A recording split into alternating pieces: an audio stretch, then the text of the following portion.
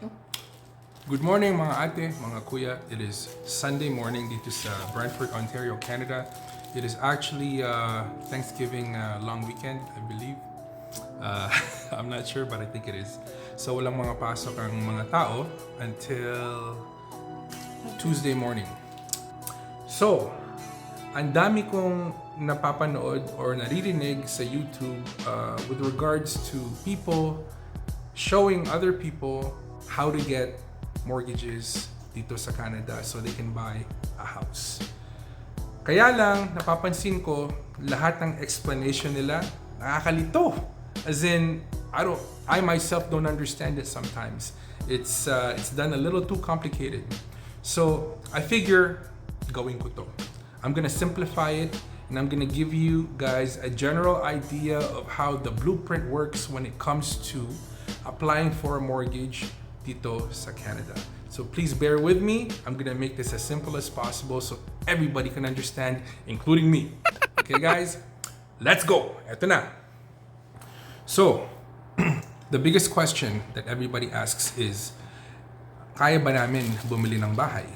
So, if you want to do a basic calculation sa isip ninyo, kung gusto nyong malaman kung magkano ang pwedeng ipautang sa inyo ng bangko,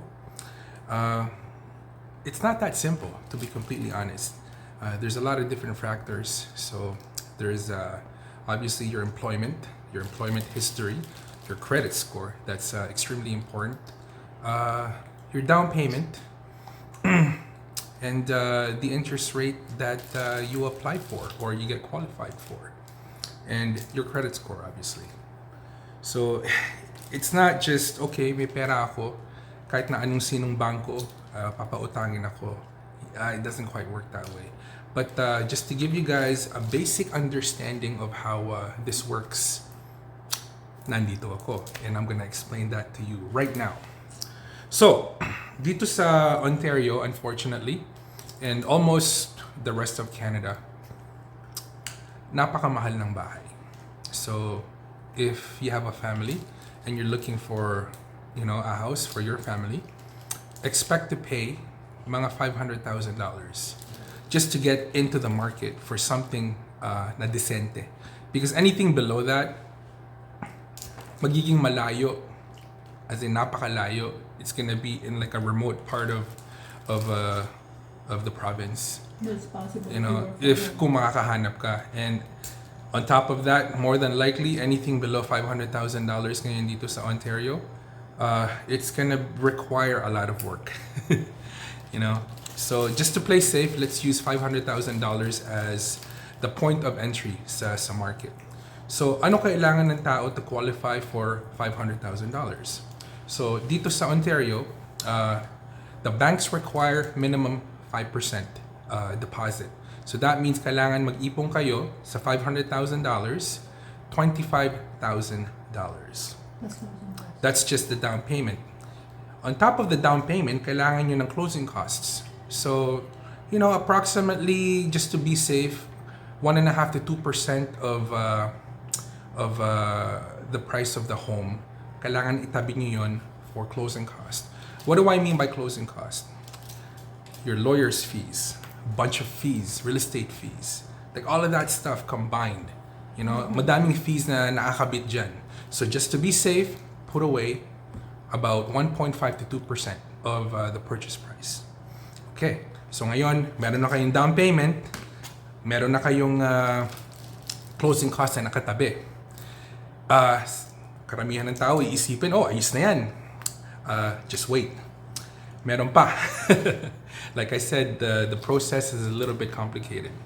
So kailangan meron kayong employment, meron kayong trabaho. And not only that, you need to have at least some sort of employment history. So ibig sabihin, if you're gonna apply for a mortgage, if you're gonna apply for utang sa bangko, you can't go in. You can, but it's gonna be hard.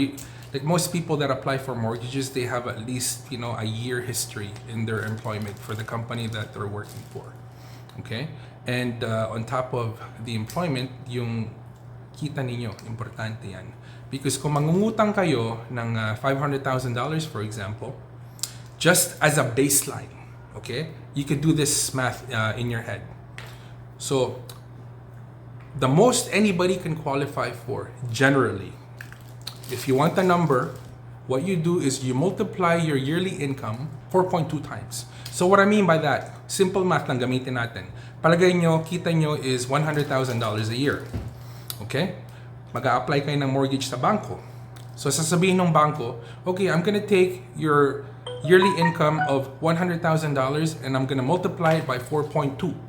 So you're gonna end up with $420,000. So ibig sabihin, the most that the bank will approve you for a mortgage based on $100,000 income a year is $420,000.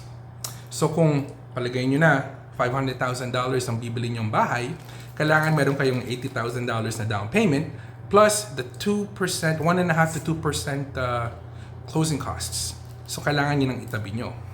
So, iisipin ng tao ngayon, oh, okay, ayos na yun. You know, lahat yun, meron na ako. Wait right there. Meron pang isang bagay na kailangan yung mag-qualify for. And that is your credit score. Ano ba yung credit score na yan? Credit score is your ability to pay your debt. They rate you dito sa Canada. There's a rating system. So basically, sa mata ng bangko, if your credit score is above 680 or above, that would make you, a qualified candidate. Basically, the minimum is 680 credit score. You can check that online. So anything below 680, whoever you're speaking to, whoever mortgage broker, mortgage specialist, or whoever's doing the financing part of your loan needs to create a business proposal. Okay? They need to put a case together. Kung mababa ang credit score nyo, mas mababa ng 680. So, before they can approve that, whoever's doing your financing has to put a business case together and send it to their back office for approval. So, long story short, para lahat smooth, make sure your credit score is 680 or above. Okay? So, nakuha ninyo yung down payment, meron na kayo the income, meron na kayong employment, nakuha ninyo yung credit score, all of that is good. Only then, can you get a pre-approval from one of the banks here. So, dito sa Canada, there's 5 big banks. Actually, 6 if you include National Bank. Okay? So most people, pag hindi sila nakakuha ng loan sa the 6 big banks, what they do is they go to a broker. Yung broker, they have more freedom to give you the loan, to award you the loan, even though you don't meet the criteria that I just mentioned right now. Pero mag-iingat kayo doon. Dahil karamihan ng broker, there's a lot of fine print on the bottom that may or may not work against you. So yun lang ang masasabi ko. So alam ko guys, after everything that I just mentioned, parang malupit, parang almost imposible. Pero that's where you are wrong.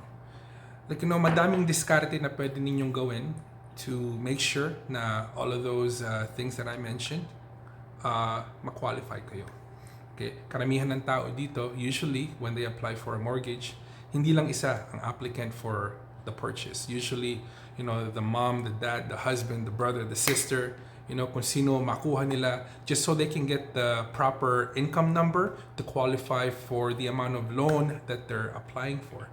And another important fact is, kailangan malinis ang utang ninyo. So, as an example na ginawa ko, kung kita nyo $100,000 pero yung utang ninyo altogether, like car, credit card, loans, and all of that, is malaki, that's gonna take away from your buying ability, your buying power.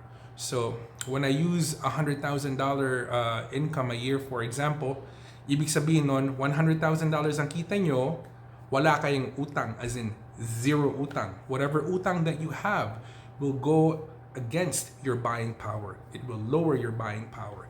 So like I said, there's so many tiny little bits na factors na kailangan isama But all I did was give you like basically the general blueprint of how getting a mortgage here in Canada works.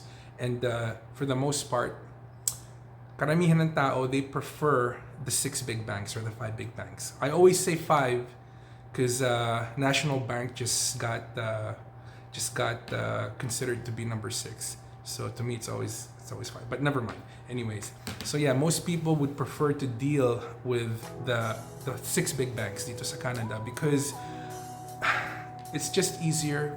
You'll get better rates, you'll get better deals, and everything is disclosed in front of you. Okay, wala silang tinatago. So again, hopefully this little video clip gave our kabayans some idea on how this process works. So to anybody out there that's planning and hoping to enter the real estate market, this is one major component na kailangan magawa before they can proceed.